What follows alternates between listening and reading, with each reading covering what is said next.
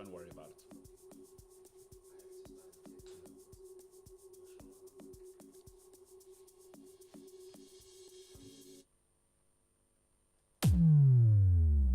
Ready to play? Can he score?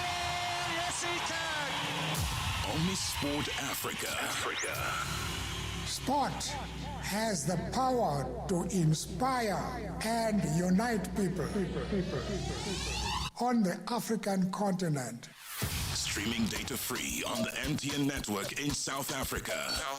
We are Africa's premier sports destination. Live from Mission Control 5, 4, we have a liftoff. in Josie. Omnisport Breakfast with MKT and Kevin McCallum. Welcome to it, sports fans. If you're a PSL fan, 20 million reasons to rejoice if you win the league. Unbelievable. Mikel Arteta is not happy as Arsenal lose again. He is fuming with the referees. And then Mr. Cash and Sport will talk money and football with us. He will join us and the half hour. Kev, how's it going this morning? It's going great. Arsenal lost. So life is good. No, I'm joking. I didn't think that it was a penalty last night. I thought that was shocking. But having said that, I don't know if you saw the Villa goal. I did. With Mings. I mean, shame the poor guy, but we'll talk about that in the headlines. Tyrone Mings is back. Aston Villa are... reeling. They haven't fallen apart. We'll hear from their manager a little bit later as well. Even after the result, he's staying pucker. He's staying chipper. He says everything will be all right. I like him. I think Aston Villa have something good going there. No need to panic. Well, they've trusted him. And that's what the Spurs perhaps should have done, or Arsenal should have done when they had him. That's what every good relationship is about. It's about trust, Kev. You've got to trust that the other person will hold your hand. I trust you, I trust Mike, and I trust him do. That's all I need. That's it. My circle of trust. The axis of weevils. The Beatles said, love is all you need, trust is all you need. They should have done a remix with Rihanna or something to make it go big in 2024. All right, before we get to the show, let's start off with our morning headlines. As reported, of course, at the San Siro last night, a Hakan Çalhanoğlu penalty at the San Siro. So Inter Milan beat Arsenal 1-0 in the Champions League last night. Unbeaten Inter are now 2 points behind league leaders Liverpool, while Arsenal conceded their first goal of the competition this season and are now 12th on 7 points. Atletico Madrid needed a 93rd minute winner to beat PSG in Paris. Barcelona beat a Red Star Belgrade 5-2 in Serbia, while second half goals from Ademola Lookman and Nicolo Zaniolo earned Atalanta a 2-0 win at Stuttgart. A bizarre and embarrassing blunder by Aston Villa defender Tyrone Mings gave Bruges a penalty and a shock 1-0 win in their Champions League match last night. Mings picked the ball up inside his own penalty area in the second half, believing that his keeper, Martinez, had not taken a goal kick.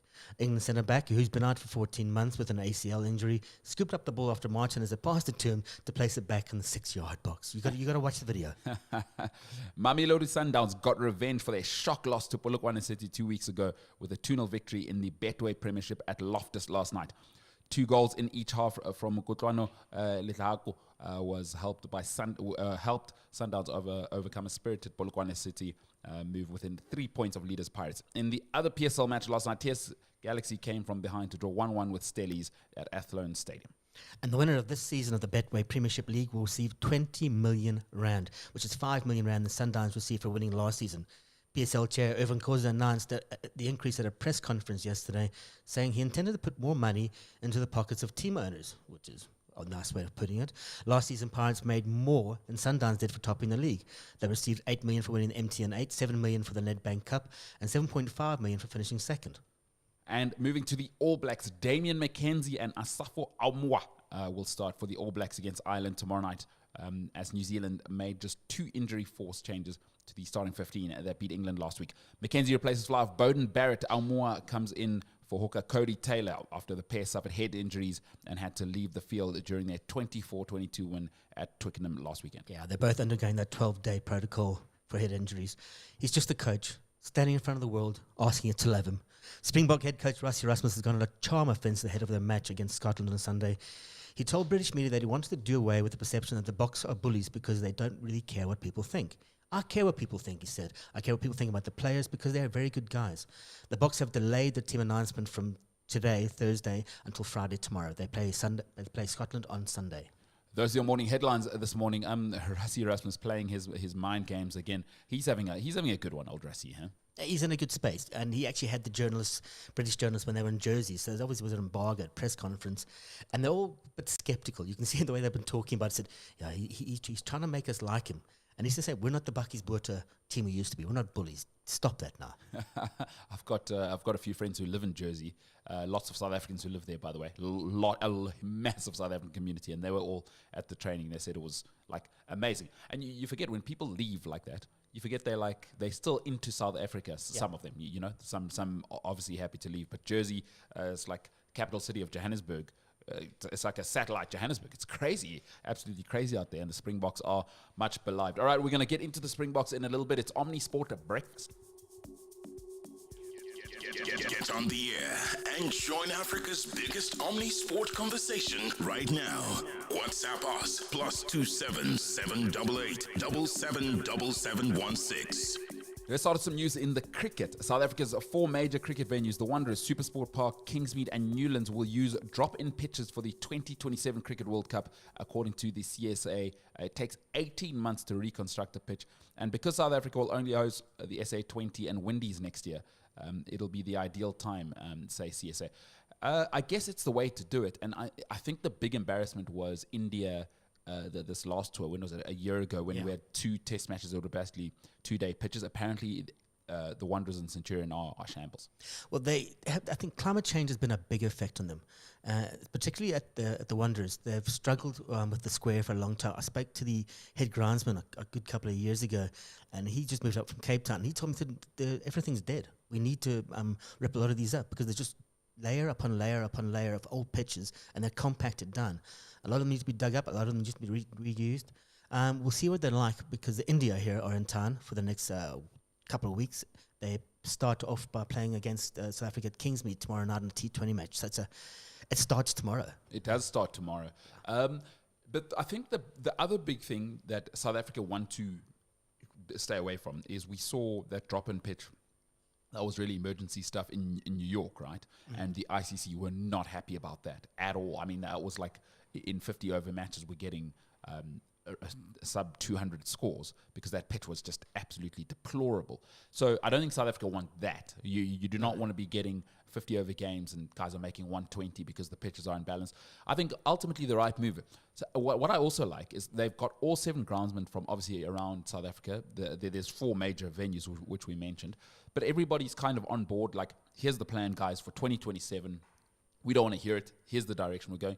And I think ultimately it is a little bit like the Olympics. You're advertising your country as well. We can't have a failed event. Yeah, well, at New York, where that drop-in pitch was, and that pitch was actually made in Adelaide, sent across on a ship, and then trucked up all the way to New York from across the land. So it obviously went through a bunch of stresses, and you can't put that stress on. So let's hope that they're going to, the drop-in pitches that they build and create and grow are going to be done in one venue or venues around the country, so they don't have to travel too far. Well, glad you said that. Yeah. Friend of the show, Stuart Hess, we'll try and get him on. He wrote in the Sunday Times yesterday about this matter. He said the pitches will actually be grown right next to, so they'll be grown right next to the field, and then they'll obviously be dropped in and grown here at the very grounds, which is really, really important, and the grounds will keep an eye on it. So Stuart Hess in the Sunday Times, you can go, or in it is Sunday Times, eh? It's Times Live. Times Live, excuse me. He writes for the Sunday Times as well. Yes, for Times Live, you can go online and look up his article yesterday. Great article covering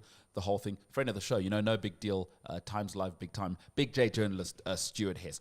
All right, let's move over to South Africa's most... our prized asset, I would say. Our prized asset. Nelson Mandela, RIP, obviously. He'll always be the one we take on the road and go, hey, that's the one I always tell people when I travel. I'm like, do you know South Africa? No. Have you heard of Nelson Mandela? Oh, my God. Yes. It used to be that, or Jonty Rhodes. Jonty, yes. Yeah. Jonty Rhodes for in the 90s, if you're old like me and Kev. So a lot of people don't know. Jonty Rhodes was... Everyone thought Francois Pienaar was big. At the Laureus Awards back in Monaco in 2001, a lady walked up and asked for a picture with Francois Pienaar, and Francois was all chuffed. And the lady said, I've always wanted to meet Sting. He does look a little bit like Sting. But let's go to the box centre. Andre Esterhuizen, who was asked whether he thought, having played the Glasgow Rangers and beaten them twice this year, of course, for the Harlequins and the Sharks that he plays for, would help the box against the Scotland Pact Warriors team this weekend. Yeah, well, it's a different team, different environment. So, yeah, I've obviously been fortunate to play them twice this year. They're a class outfit, and like you said, they obviously make up the bulk of the squad for Scotland. But also, when they put on that jersey, they're also different players, and they play a different style of play, different rugby. And it's also a different mentality as soon as you start playing international rugby. So, yeah, we're expecting a good fight this weekend. It would be great to obviously win, but it's not going to be easy. It's going to be a hard battle.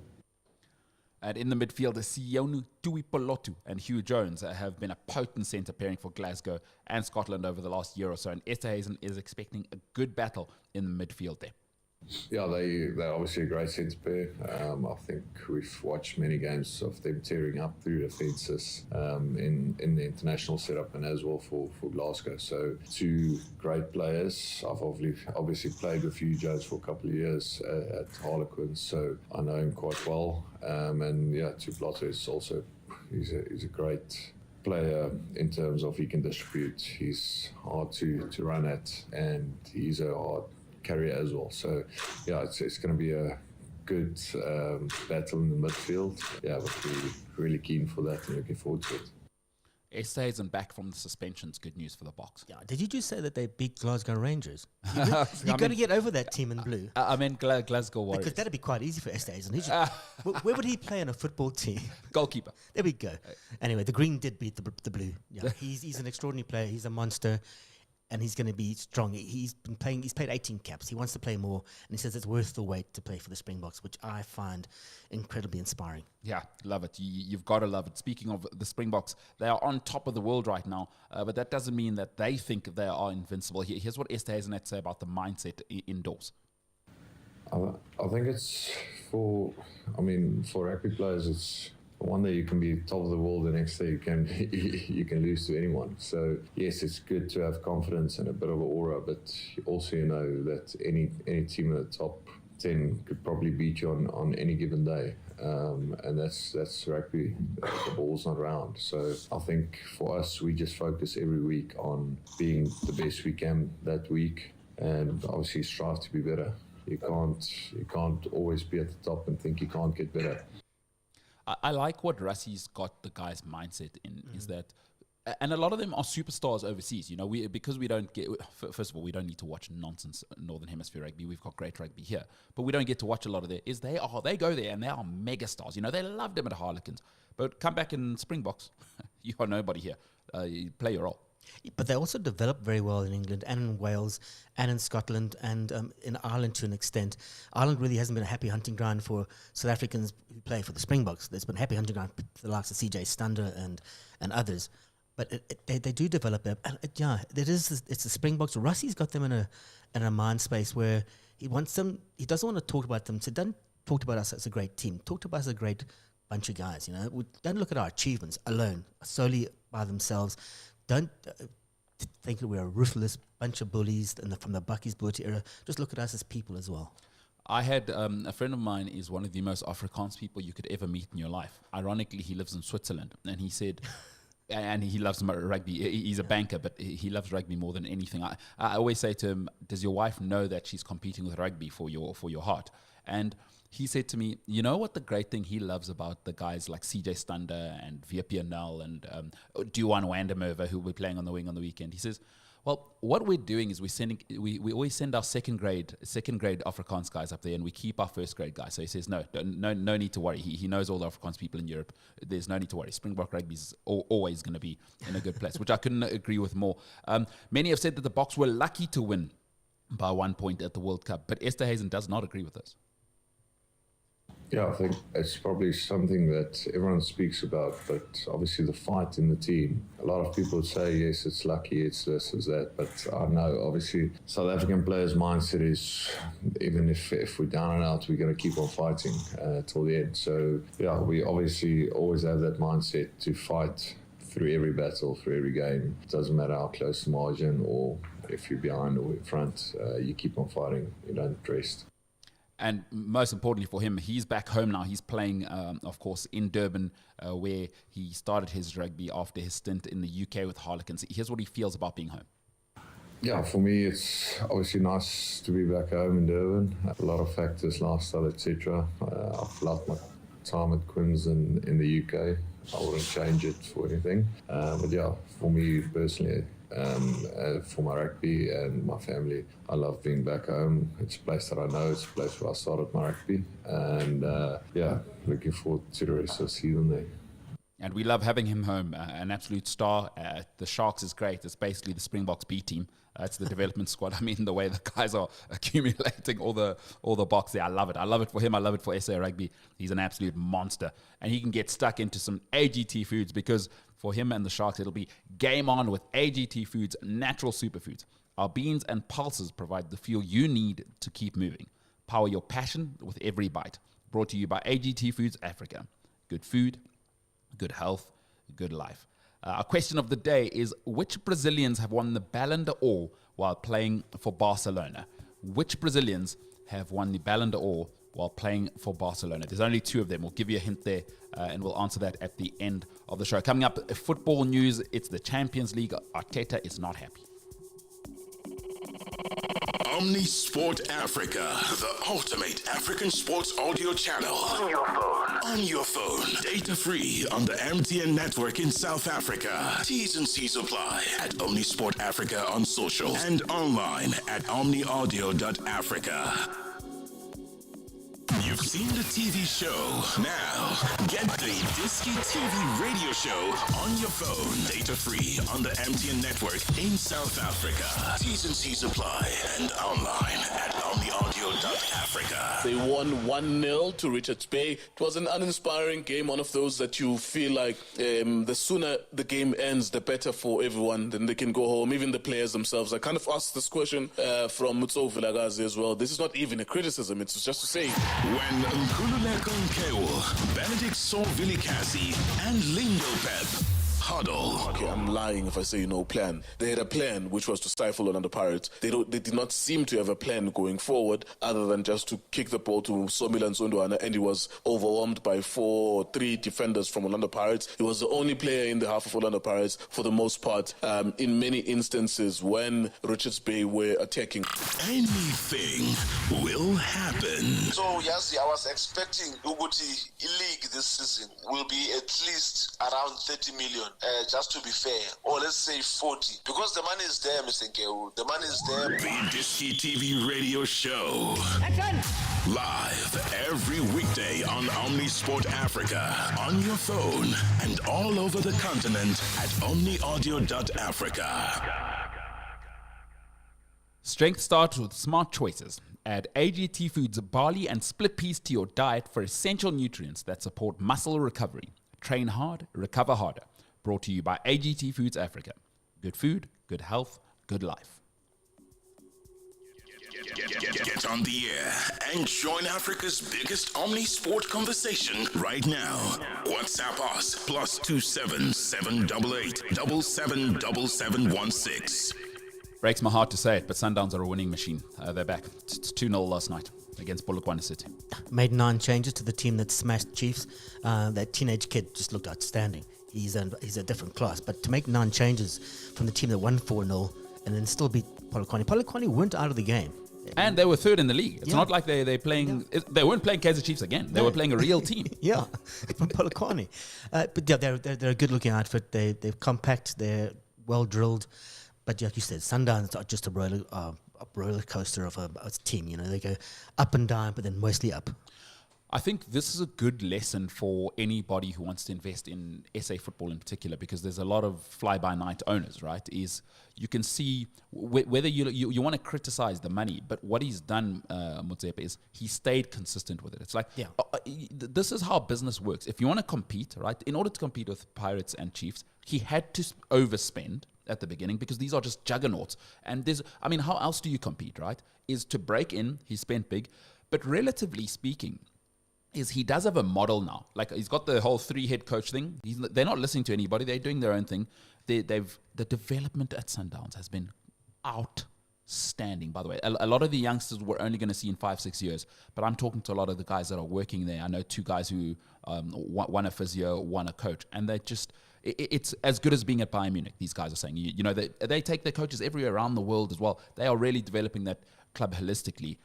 And some people are afraid of saying the wealth, but like, if you want to do things properly, have lots of money. Sorry, sorry to tell you that this is not communist Russia where people can hold hands in a circle. Like, if you want to get things done, get the smartest people, and he's clearly, whether he's smart or driven or whatever he may be, and now they've got a model and it feels very settled. And you know what I enjoy about Sundowns, and when I know institutions are running well, it's very quiet. Pirates, Chiefs, all these other clubs, you hear lots of noise coming out, and there's kids, and there's...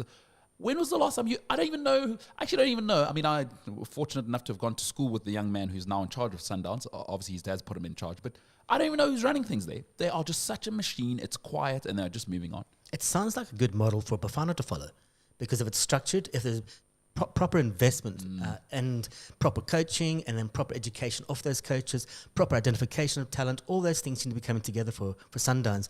Bafana could do less, could do worse than just go around and have a look what's happening at Sundowns. Well said. 2-0 Sundowns there. They are second now to Pirates with by 3 points. So the league is getting Toita. We'll talk to Mr. Cash in Sport. He's coming up in about 10 minutes or so regarding the new prize money that will be given in the Premier Soccer League. All right, let's go over to Europe. Arsenal suffered their second defeat. That is 1-0. Unbelievable, by the way, for them to lose. I mean, I'm a big Inter fan, but for them to lose at the San Siro last night is absolutely insane. This time they lost to a 1-0 loss to Hakan Çalhanoğlu's penalty. Arsenal manager Mikel Arteta was not impressed with the refereeing after the game. Against one of the best teams in Europe in this stadium. I haven't seen it, all the games that I watched, but the reality is at the end is the results. And we participated on that because we have many situations that we can resolve much better in front of goal and score at least 2 goals. And then extremely frustrated as well because there are 2 decisions that at the end marks the results and the course of the game. But I don't understand. It's just a deflection. There is no danger at all. You cannot react because the ball is very close. But okay, they decide that it's a penalty. But then if that's a penalty, the one on Mikel Merino, when he punches in the head, it has to be 1,000% a penalty. And these are the margins in this game, and very, very difficult to accept. Yeah, that was, especially the one when Jan Sommer punches Merino in the head. I mean, what are we doing? That's a penalty. Yeah, it's a foul. He's gone through the player. And he's punched the ball, but he's punched the player. When I played at Rhodes, we had a guy who managed to punch one of our defenders in the back of the head as he was heading the ball away. Knocked him out. The ball cleared. I was over the halfway line. I think it was ridiculous. But no, it's a penalty. It's stone cold. That the Arsenal penalty, the Inter penalty that they gave, not a penalty. Never, never, ever. It's deflected. How was he supposed to put his hand? No, it was set up. You know, sometimes I see the referees and they get influenced by Inter, they get influenced by the team they're playing against, and that was obviously a big time influence. Why, as football fans, I've been watching football and living football since I was 4 years old. Why don't I know what a handball is? Like, if I don't know, nobody knows. I'm sorry, there is no one who knows.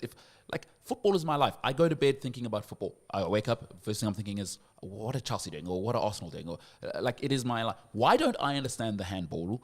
Just make it, if it hits the guy's hand, it's a handball. Like, stop. What are we? The physics majors. I don't need to be some intellectual to understand football. It's a working class game. For me, let's cut the crap. And I think the players would appreciate it, even in that case, right? Let's just say the rule was, if it hits your hand, it is a handball. Then we all know. Like, why do we have to interpret the handball rule? What is going on? Because then we'll get set piece experts developing set pieces to try and get handballs. And there'll be hands on the goal. So hit the guy's hand, That's true. I mean, we do live in that world. Well, Arsenal's loss is one thing, but the biggest news that rocked English and I think European football was that Edu Gaspar is leaving Arsenal to join the Marinakis group. Mikel Arteta addressed this matter after the game against Inter and his relationship with Edu. With him, I really enjoyed being alongside him in this incredible journey. From day one, we've been together, and first of all, I'm very grateful personally for what everything's done for me, and then for the amazing work that he's done for the football club. So, yeah, I think we both had this special chemistry working together. We really both enjoyed our roles and working together. And I'm very blessed that he's been part of my life in such a beautiful place that I am right now, managing this incredible club, and he's been a massive part of that. He's had an amazing opportunity now to do something else in a different role, and he believes that is the right professional move for him. We have to respect that, and from the bottom of my heart, I think everybody really feels that we want the best for him, and that's it. So I know somebody who works at Arsenal. I think there's more to come on that story. That's all I'll say for now. According to a source of mine, there's more to come. The Guardian are reporting that there was a change in culture at Arsenal and a change of the way things are done, and Eddie didn't like that. People like that don't just move. He's been incredibly successful. Everyone says he's a very classy guy, and Arsenal's in his heart. So look out for more breaking news on that Edu Gaspar story. Marinakis, if you don't know who that is, by the way, that is the guy who owns Olympiacos, but he also owns Nottingham Forest. He's the guy who wanted to come on the pitch. I don't know if you remember last season because he wasn't happy. The Nottingham Forest guy. Yeah, he's a different cat. Hates spitting at referees as well. Oh, he's got his what do you call what do Catholics call those beads? Is it Holy Rosemary? The rosary beads. Yeah, he's always got those in his hand. He's a very Jesus man, but a great. You know what I like? I like characters, so get him in the mix. Asombia, as he would call it, lost last night. And their manager, Unai Emre, Mr. Good Evening. God, I love this manager. He is so good. They lost last night. Shock loss, by the way. When in Bruges. That was terrible. They lose 1-0 last night. But he's not feeling bad about that. He says, look, at the beginning of the season, they weren't favourites. Here's what he had to say in his own words. To be in the top 8. And this is the really amazing objective we can achieve. But if we are not playing 100% focus like we played the before matches in Champions League, is going to be difficult. If we are in the top 8, for me it's a surprise.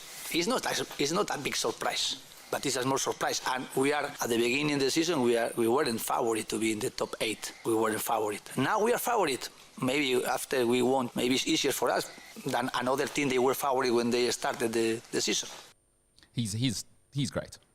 I love him. I love him. He is great. I mean, he dealt with. He said that the Mings incident last night when he picked up the ball was the craziest and strangest thing he's ever seen on a football pitch in his life, and he must have seen a lot of strange and crazy things.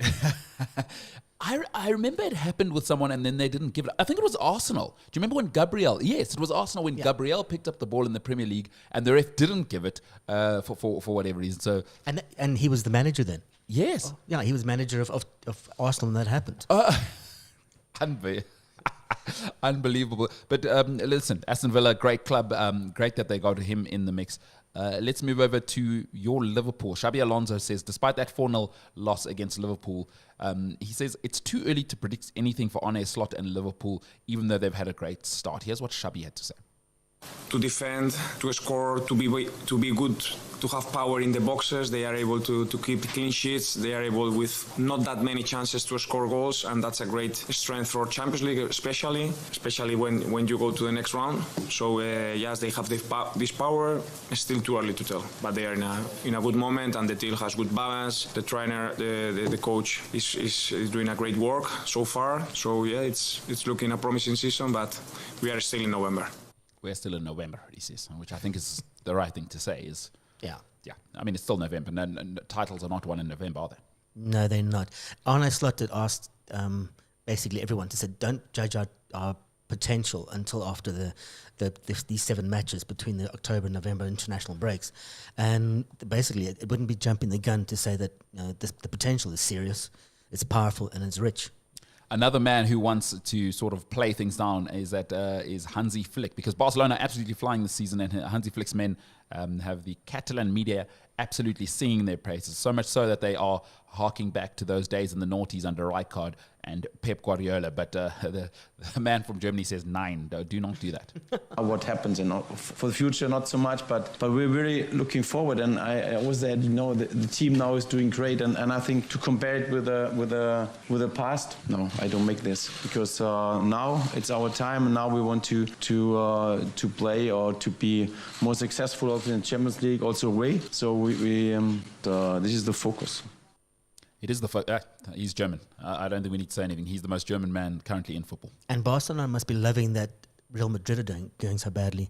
Carlos Ancelotti said basically the fall has been dramatic. And he doesn't know. So as we spoke about, Olympus has fallen. Olympus has fallen. I mean, are they the India of football? These are the questions. These are the questions you have to answer. Are Real Madrid the India of football? 0788 777716. Let's quickly go through those results in the Champions League last night. Club Brugge beat Aston Villa 1-0. Shakhtar Donetsk beat Young Boys 2-1. Feyenoord lose at home to Red Bull Salzburg 3-1. Barcelona hammer Zvezda 5-2. Inter Milan 1-0 over Arsenal. Paris Saint-Germain absolutely shocked 2-1 at home against Atletico Madrid. And then Sparta Prague getting shocked by Brest 2-1 at home. Stuttgart lose to Ademola Lookman and Atalanta 2-0, and Bayern Munich get that 1-0 victory. And there's a sad incident there. A fan has passed away, by the way. Not sure if you saw that. No, I didn't. Yeah, very, very sad. And I thought they paid real nice credence there. Vincent Kompany, such a classy guy, that guy. And the way he kind of embraced that story, I thought was really, really nice. He's a top-notch guy, by the way, Vincent Kompany. Love him, love everything he's about. All right, if you're a PSL fan, coming up in 60 seconds, the prize money has been revealed, sort of. What about everyone else, though? We'll talk about the football pyramid at large. Mr. Cash and Sport, Africa's leading sports business analyst, joins us next to talk all things prize money from Betway. Omnisport Africa, the ultimate African sports audio channel. On your phone. On your phone. Data free on the MTN network in South Africa. T's and C's apply at Omnisport Africa on social and online at omniaudio.africa.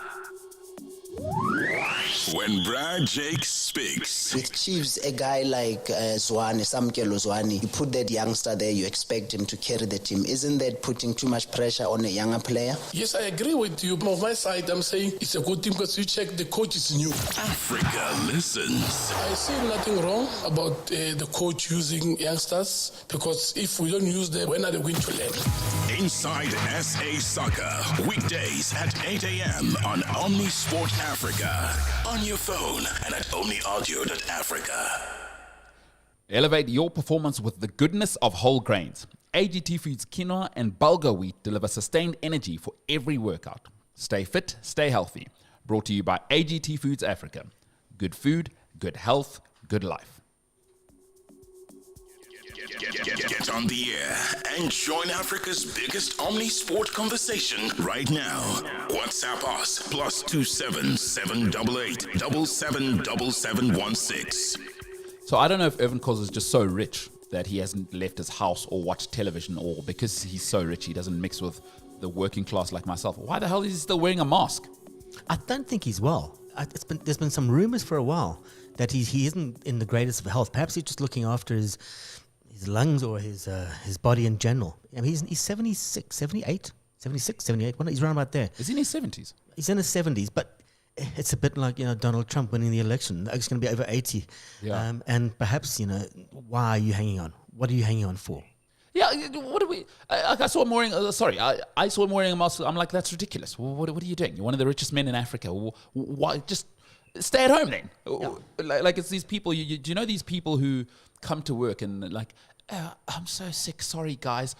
Go home, Gladys. What the hell are you doing? Stay at home. I don't feel... He's very Mr. Kosa, I didn't call you Gladys. It was MKT. Well, I'm saying that. Yeah, I'm a Pirates fan. Well, like I find it... there's nothing more disgusting to me than people who are sick, who go out in public. Oh, sorry, I made you sick. Are you sorry? Why didn't you stay at home? I love him. He's the chairman of my football club, but stay at home. Yeah, I don't know. Maybe I'm crazy. Am I the only one who feels people should stay at home if they're sick? I don't know what's going on in this planet. Anyway, Cash and Sport is joining us. He's not a doctor. He's the leading sports business analyst in Africa. Sorry, I didn't expect myself to feel this passionately about a man being sick, but why is he wearing a mask? Do you know this? I know you've got big connections. I do not know why he wears a mask, but I guess it's as Kev said. He's 76. He's aging, and he wants to take care of himself. And we need him to take care of himself because the league needs him, in my personal opinion. All right. He should continue. Well, there we go. I'm happy to be wrong. Keep the mask on then, Chairman. People say we need you. All right, Mr. Cash and Sport, let's get into it, bro. The winners of the PSL have received a pay bump. What are the numbers involved, and how much will they get, and exactly what do we know at the moment? So It was announced yesterday that the PSL is increasing its prize money for the winner of the league to 20 million rand. It's a nice bump from the previous fee of 15 million rand. But there's not much else that came out of it yesterday, in that we don't know what the second place will get. We don't know whether the grants will be increased, et cetera, for the various teams. So there's a little bit of information, but there's still a lot of information missing. And why wouldn't they just reveal, in your opinion, why wouldn't they just tell us how much everyone else is getting, do you think? My opinion is that there's thoughts around changing improving the lot of the other leagues. The grant isn't guaranteed. So the PSL doesn't have to give teams a grant, and they don't have to increase it every time they get more money. But the PSL is essentially, the league in South Africa is essentially made out of two divisions, first and second division. And for the majority of the time, most of the effort is focused on the PSL, which is the top league. But the second division is really, really struggling. And I think that there's a lot of considerations with regards to parachuting more money downwards and seeing how they balance that. The challenge, though, obviously, is that the board of governors of the PSL is essentially made up of all the PSL executives and nobody from the second division. So there's no real representation there, but they have to try and, accommodate and take care of them as well. So I think that's where some of the challenge is how do you rejig where the money goes to. Okay, some people may not know what the grant is. Could you maybe just explain to us, when you say the grant that clubs are getting, what is that? Sure.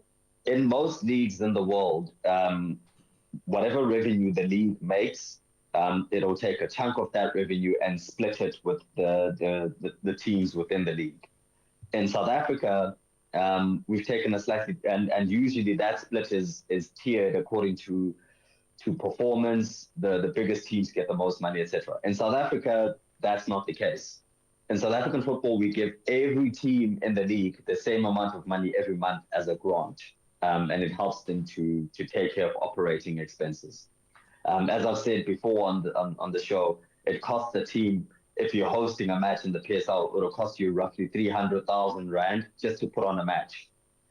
So the grant per month for PSL teams is about 2.5 million rand, excluding VAT. So with taxes involved, it comes to around about 2 million rand a month per team.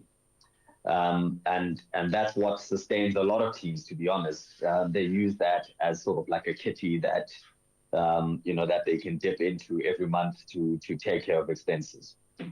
In the second division, however, it's not the case. So remember, it's 2 million rand in the PSL.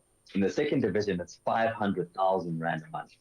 And one match would cost you 300,000. Wow. So basically, that budget is gone.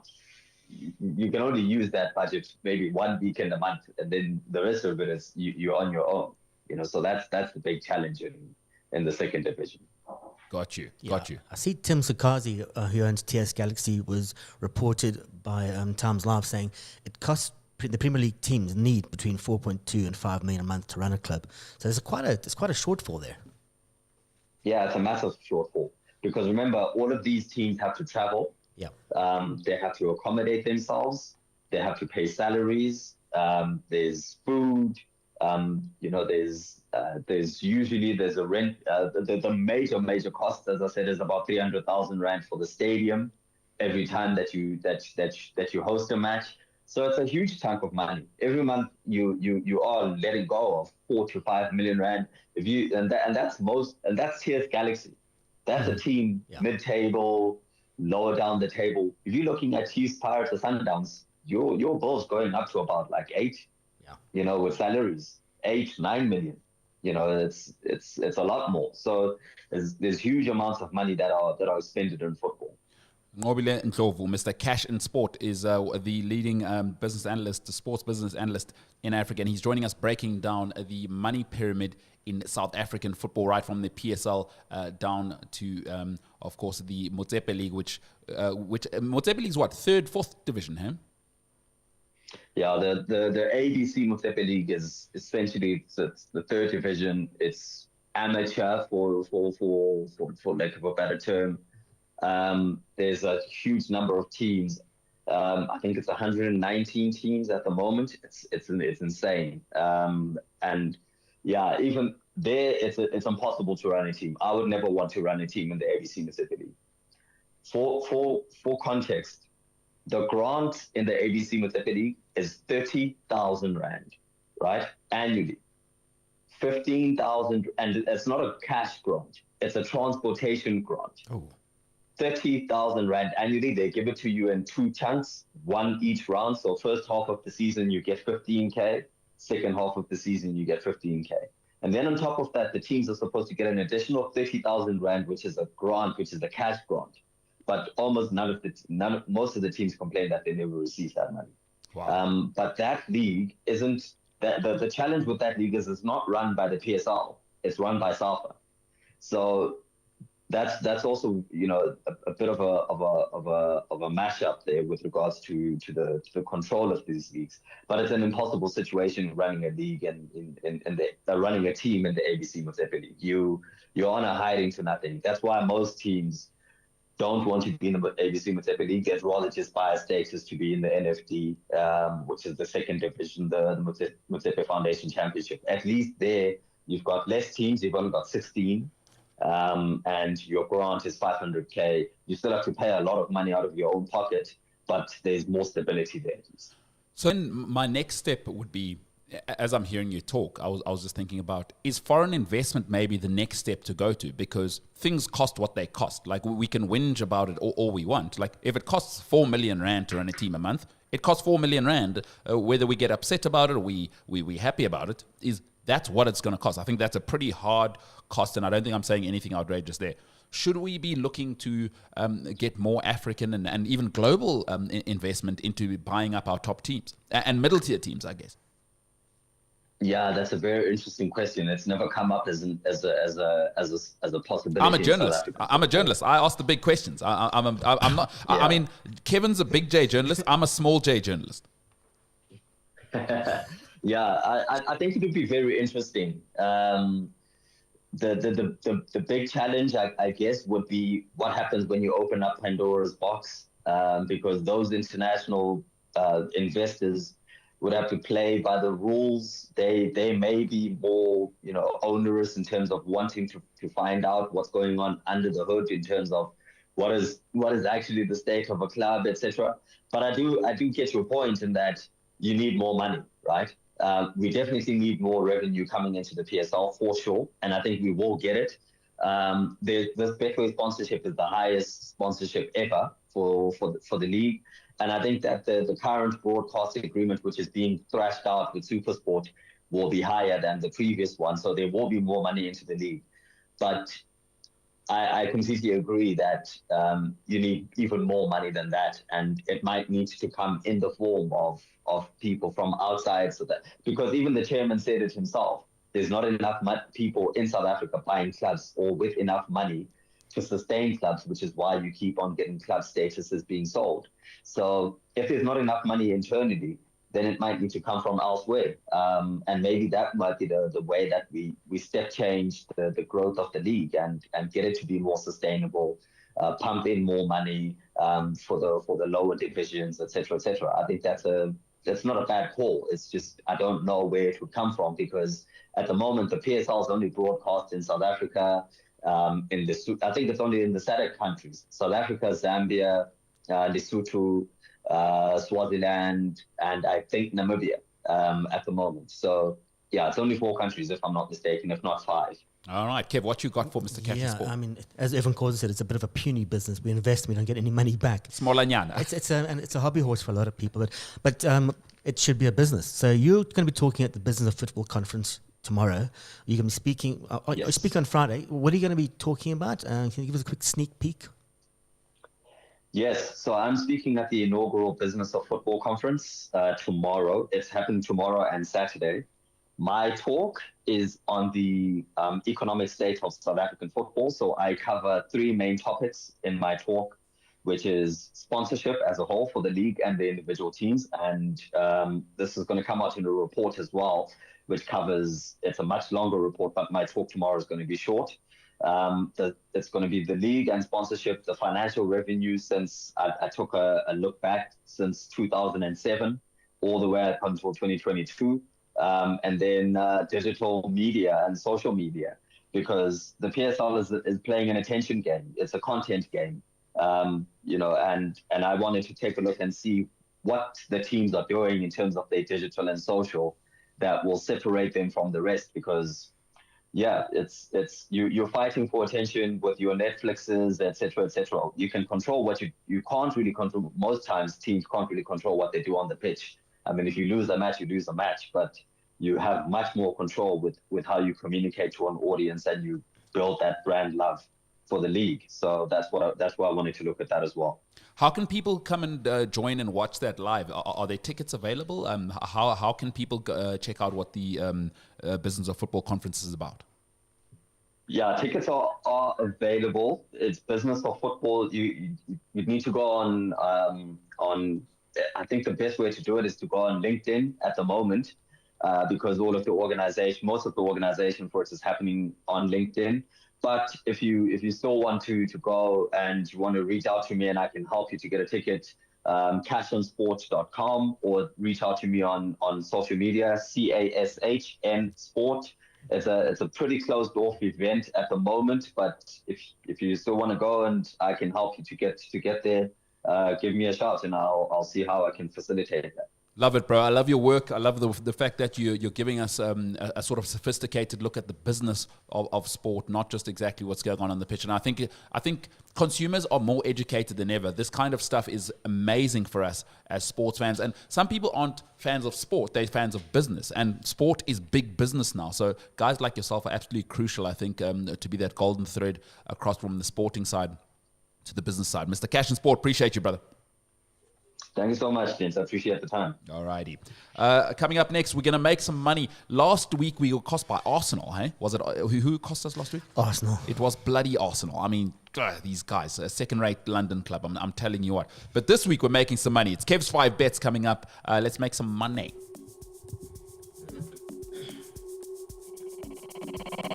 Omnisport Africa, the ultimate African sports audio channel.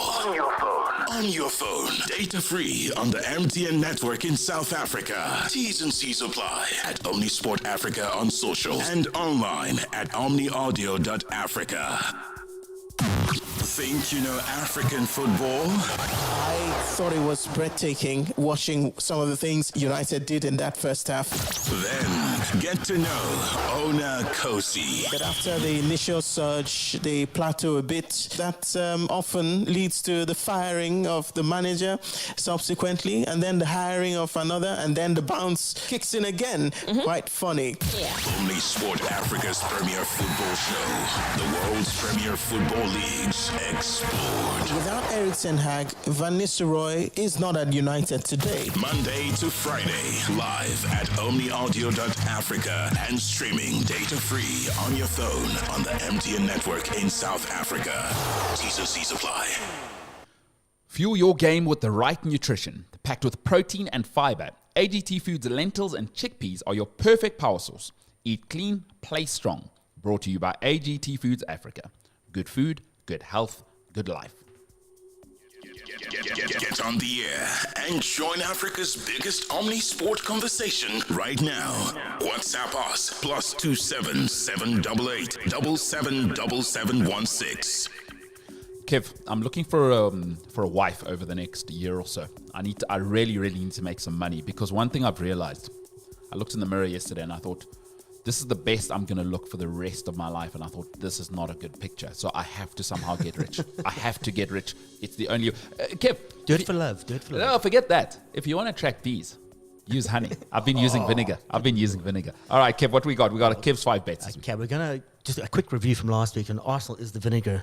They were the vinegar and our honey.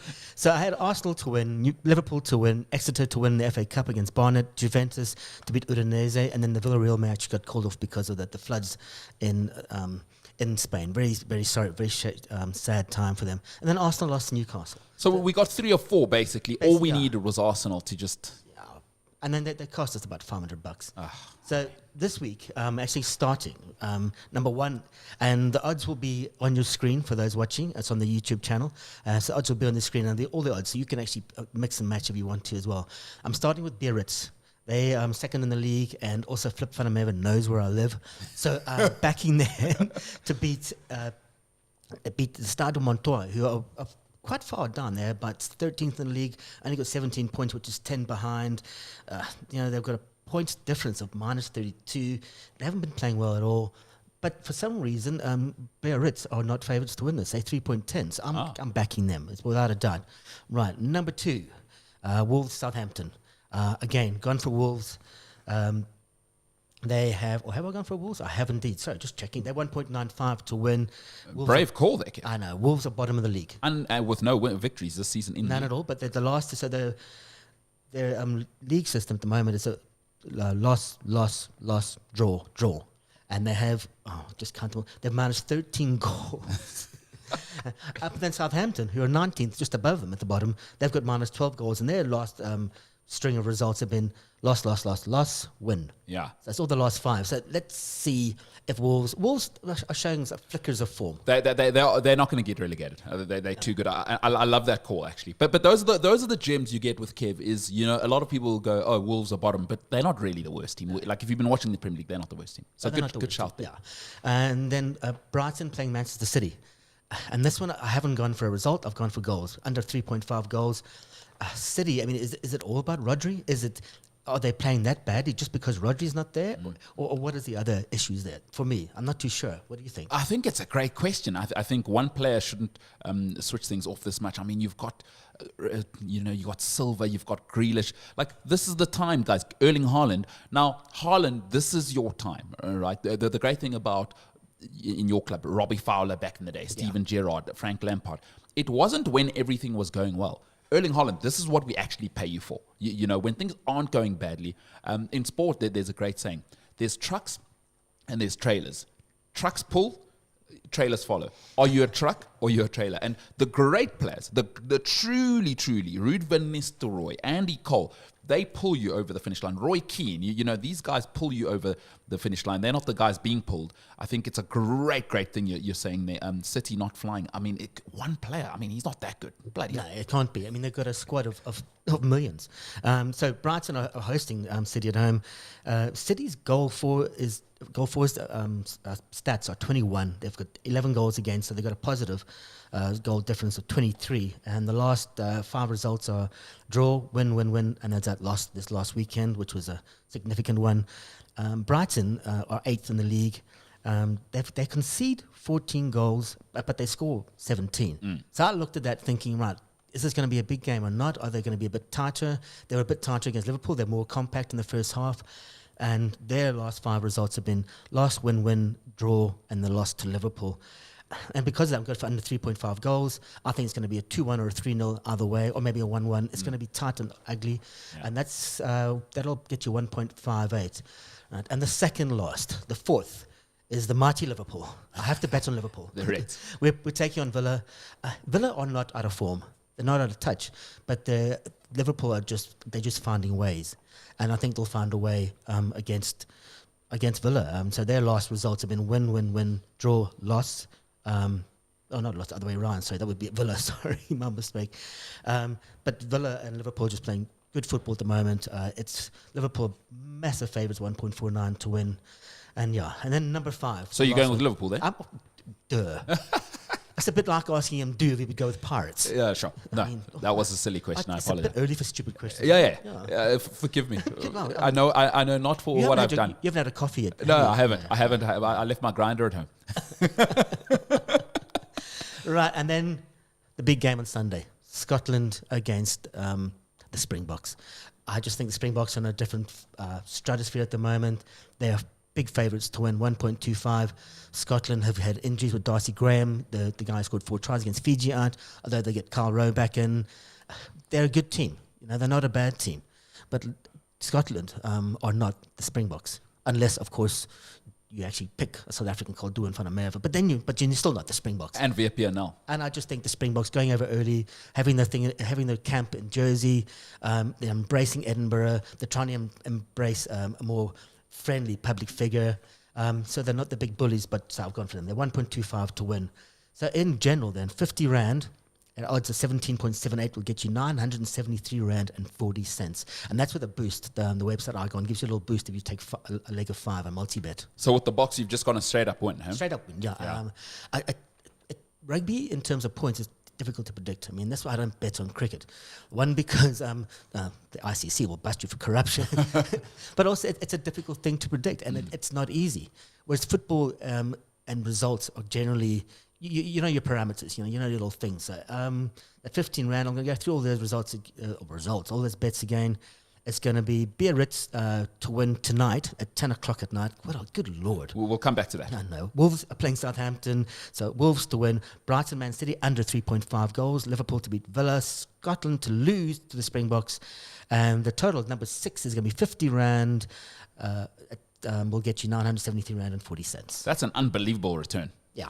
I'm going to put $100 now because that'll get me just almost $1,900. Yeah, so what we need is Biarritz to start it off tonight. So Flip, tomorrow, if we speak to you, just have your money ready for us, please. Thing is, here's the thing. If he doesn't pick up the phone tomorrow, we know they're lost. Yeah. Because we don't get it on TV here. So we will be speaking to Flip van der Merwe tomorrow morning. Yeah. He's going to be previewing, it is a absolutely loaded international rugby weekend this weekend. He is going to be doing a preview every Friday for the autumn internationals this weekend. So now, Kev, you have addressed something that drives me crazy. By the way, that is Kevin's 5 bets. Go and bet. Kev, give me that again. It's 50 Rand and I get 973 Rand and 40 cents. My God. So I could really $100. I'm putting $100 now. $100. It'll get you. You can take it to Nando's twice. Told you. Shopping for a wife. If I can go take a lady to 2 dates in a row, and for that I could probably pick her up in an Uber Comfort, not quite Uber Black, Uber Comfort. That's the way to get a wife. As long as it's not picking up in an Uber van. No. That's not. Is it an Uber Bucky? No. There is Uber Bucky, by the way. No ways. Yeah, Uber Bucky. If you don't know what a Bucky is, it's a South African term. It is, I guess, a pickup truck if you're from the Northern Hemisphere. That is for transporting things. You can get Uber Bucky. South Africa, always innovating, always pivoting. The way my finances are going, I need 60-60. Now, Kev, I want to address something really quickly you've spoken about there. This 10 o'clock fixture nonsense has to stop. Liverpool, who are playing great football, Aston Villa, it's one of the games of the season. Yeah. Do they not care about anybody? Number one, I know how terrible public transport can be in the UK. You're asking people from Birmingham to travel to Liverpool, so it's the middle of the country all the way up north, and then they've got to get home. Not everyone can afford hotels in poundage. And then what about us that have to watch 10 o'clock at night on a Saturday? What are we doing? It'll start tonight. The Biarritz game's not on TV, but I'll just be keeping an eye on it for the bet. But then the All Blacks are playing Ireland in Dublin at 10 o'clock tomorrow night. Thank you. Ridiculous. What are we doing? The Irish. Can you imagine the people in the stands? The Irish should be so full of Guinness. They'll be black and white and very, very tight. So if you do know and you're involved in the television stakes, what the bloody hell is going on? 10 at night. We're getting old now. There was a time when I could just watch. Also, why are you playing the All Blacks and Ireland on a Saturday? I would argue on a Friday night. Yeah. I would argue it is the marquee fixture. Now, that's one you have on a Sunday.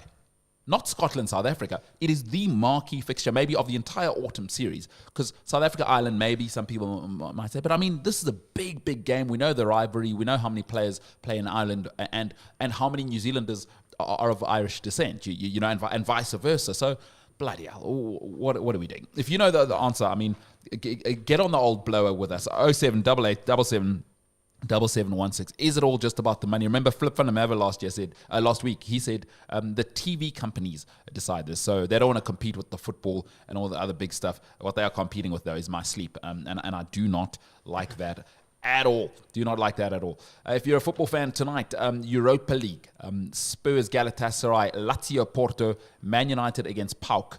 They will play tonight in the Europa League. And then in the Conference League, the biggest tournament of them all, of course, Chelsea are playing FC Noah. Named actually after FC Noah. Yeah. I couldn't believe they changed the name about 2016 to Noah because that's apparently where Noah parked the Ark. There you have it. There you have it. Chelsea will play the Ark in Armenia. 2-2. Hopefully Chelsea get 2 goals tonight. Let's answer our question of the day. The question I have here is, which Brazilians have won the Ballon d'Or while playing for Barcelona? And that would be Rivaldo and Ronaldinho. Rivaldo, one of the most underrated players. You know, very much so. if you are young, you didn't see it. But in 2002, Kaká had to go to the bench and everybody was in uproar because there was a young guy with a ponytail called Ronaldinho coming on the scene. Now, he wasn't what he was when people got to know him. He was still at PSG then, partying it up, a big party guy in Paris from what I've heard. Yeah. Before he broke into his, obviously, Barcelona streak where he just went absolutely berserk. But then up front, there was another guy, Rivaldo, with another guy called Ronaldo. That was the front three. You remember the famous time when Ronaldinho chipped David Seaman? We're not going to talk about that. That's a bad joke, isn't it? Well, people say he didn't chip it. Like, Ronaldinho's not mishitting the ball like that. He's clearly lobbed him. It's a really bad joke. We says Ronaldo managed to lob Seaman from 40 yards. That's hilarious. But how's that for a front three, by the way? Yeah. Rivaldo, Ronaldo, Ronaldinho. Yeah. You're going to... I mean, eventually they had like Cleverson in them in midfield. It actually didn't matter. I mean, they had Lucio, remember? I mean, a hell of a team at the back. But you could have had me, you, and my dead grandmother at the back with that with that front three, and you would have won. Rivaldo, some player. I mean, underrated. But those are the two players, Rivaldo and Ronaldinho. For us today, we are... I'd like to think of us as the Rivaldo and Ronaldinho of sports talk in Africa, Kev. You're my Mo Salah to my Luis Diaz. I love to hear that. Well, that is it from us two today. No Rivaldo, no Ronaldinho, but we will bring you more sport tomorrow. Join us tomorrow as we bring you the greatest from Africa and around the world. Omnisport Africa, the ultimate African sports audio channel. On your phone. Data free on the MTN network in South Africa. T's and C's apply at Omnisport Africa on social and online at omniaudio.africa.